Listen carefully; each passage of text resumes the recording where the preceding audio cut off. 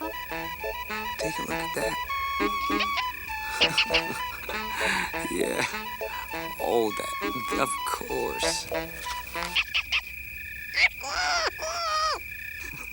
That's right, George. You remember.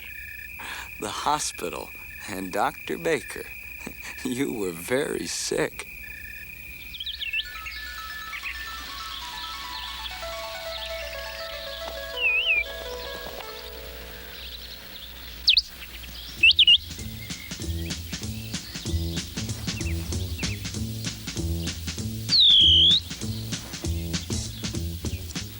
This is George.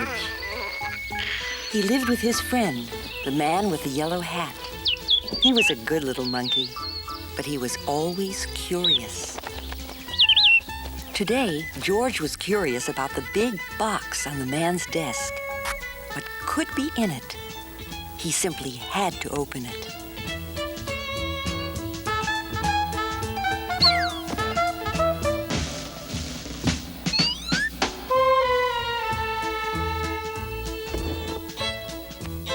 It was full of funny little pieces of all sorts of shapes and all sorts of colors. It looked like a piece of candy. Maybe it was candy.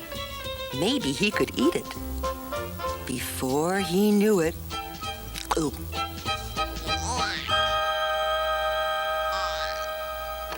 A while later, the man with the yellow hat came home.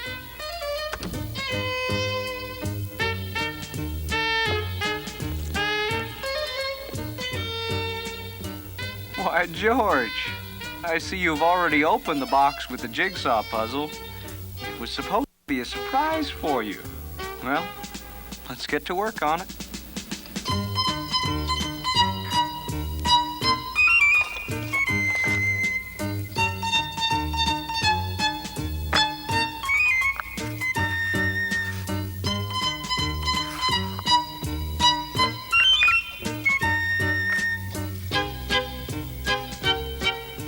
Finally, the puzzle was finished. Well, almost finished. One piece was missing. The man looked for it everywhere. That's strange. It's a brand new puzzle. Well, it can't be helped. Maybe we'll find it in the morning. Let's go to bed now, George.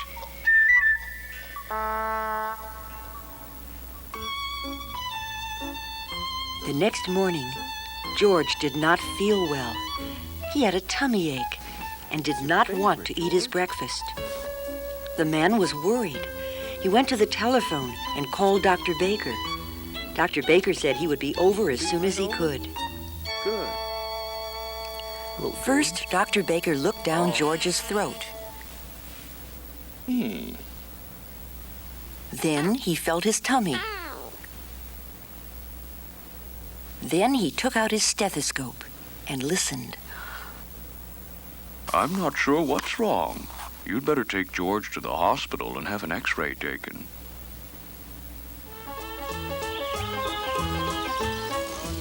Don't worry, George. You've been here before when you broke your leg. Remember how nice the doctors and nurses were?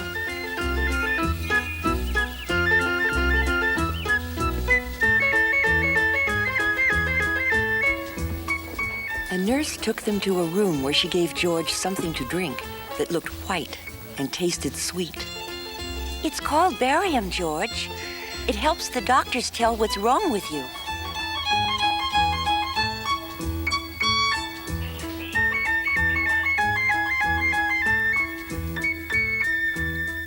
In the next room stood a big table and a doctor who was wearing a heavy apron. He gave one just like it to the man.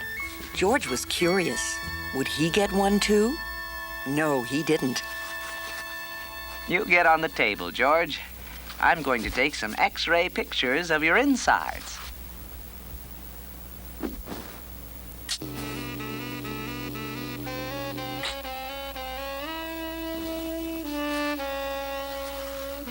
George, hold your breath. Now you may get up, and we'll have the X-rays developed right away. Now, let's see. There's something there that should not be. Why, that looks like... I think that must be the piece that was missing in our jigsaw puzzle. Well, well, well. At least we know now what's wrong with our little patient. George will have to stay at the hospital for a few days. They'll put a tube down his throat to get the piece out. It's only a small operation. I'll call a nurse and have her take you to the admitting office.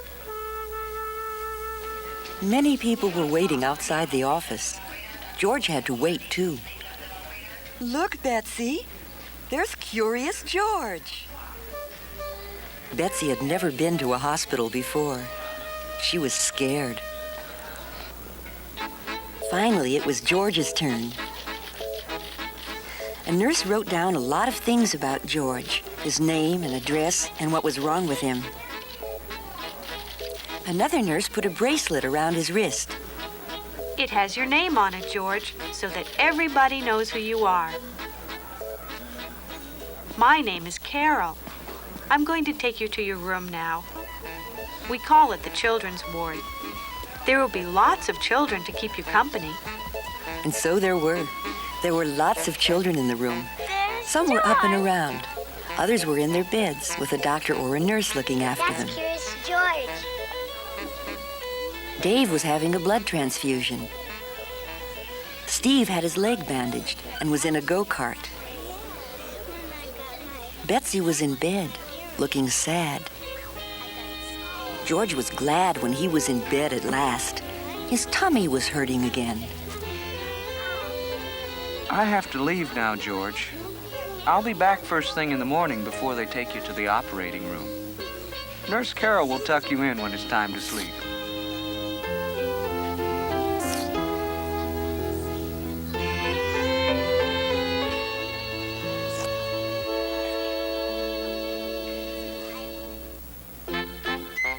As he promised, the man was back early next morning.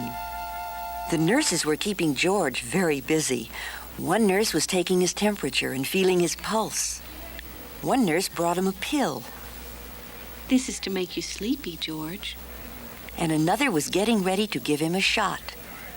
It's going to hurt, George, but only for a moment. But the needle hasn't touched you yet.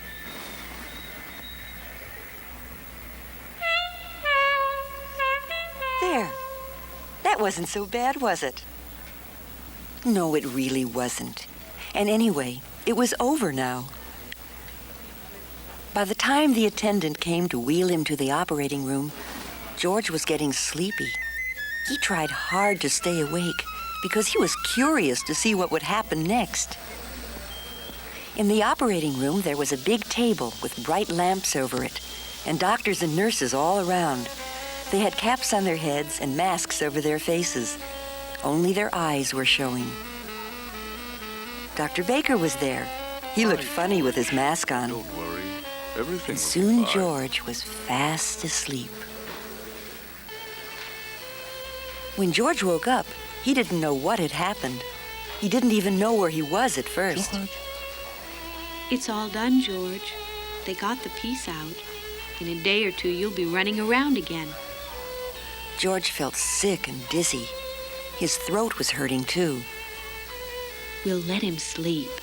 The more he sleeps, the better.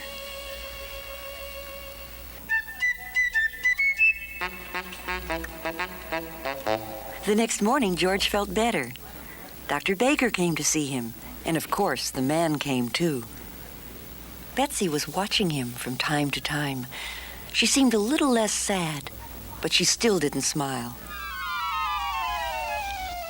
Tomorrow I can get up and try to walk. Boy, I can hardly wait.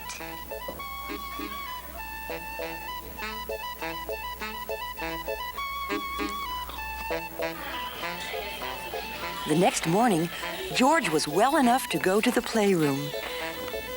A lady was showing Betsy how to use finger paint. There were all sorts of things to play with. There was even a puppet theater, and that was just the thing for George. He had 4 hands, so he could handle 4 puppets at the same time. George gave a real puppet show.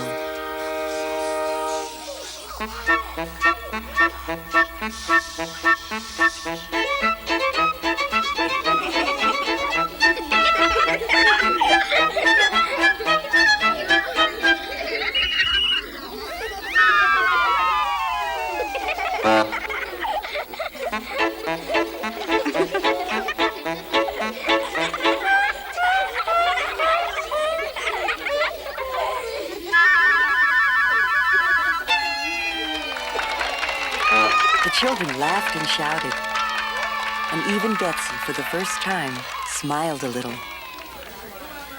There were other things in the playroom, a TV set and a record player. George was curious. If he climbed on the record player and turned the switch, would it go round and round like a real merry-go-round?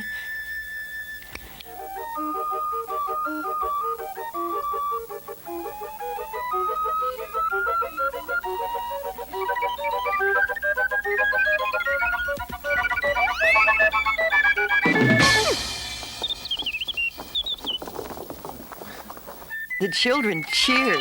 George was so funny. That's enough for now. You'd better take a nap before lunch. We have a big day ahead of us. The mayor is coming to visit the hospital today. And later on, you'll be going home, George. When George woke up from his nap, Steve was just taking his first steps. The go-kart was standing there empty. George was curious.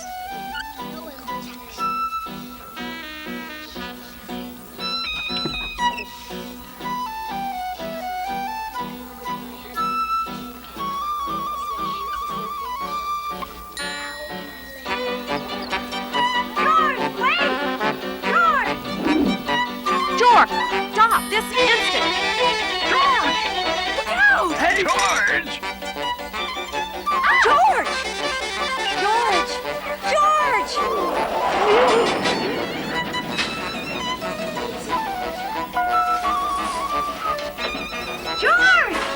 George!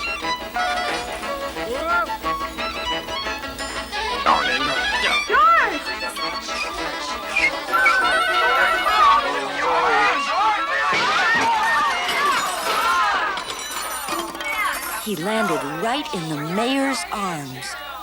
What a mess it was. George broke all my dishes. And he broke the go-kart, too. What will the mayor think? Suddenly, everybody looked up and listened. From above came happy laughter, and there stood Betsy. Then the children joined in, and a couple of others. The mayor started laughing, and finally, everybody just laughed and laughed. Everybody, that is, except George. Don't be sad, George. The whole thing was so funny. I never laughed so much in my whole life. I'm so glad you were in the hospital with me. I'm sorry this happened, Mr. Mayor. George, you've made a terrible mess. But you've also made our sad little Betsy happy again. And now I see your friend has come to take you home.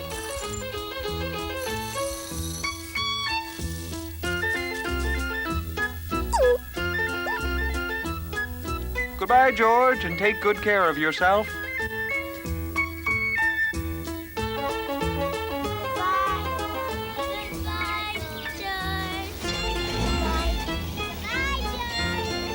George, wait! George! Here's something that belongs to you, George. But don't open it before you're home. George was curious. Well, who wouldn't be?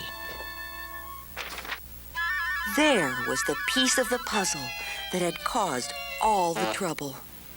How nice of the doctor to save it for us. And now we can finish the puzzle.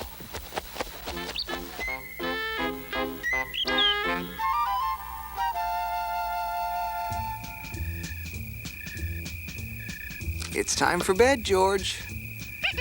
George, it's late. Time for bed. Come back here, George. George! Come on, you little rascal. It's time for bed. You come back here.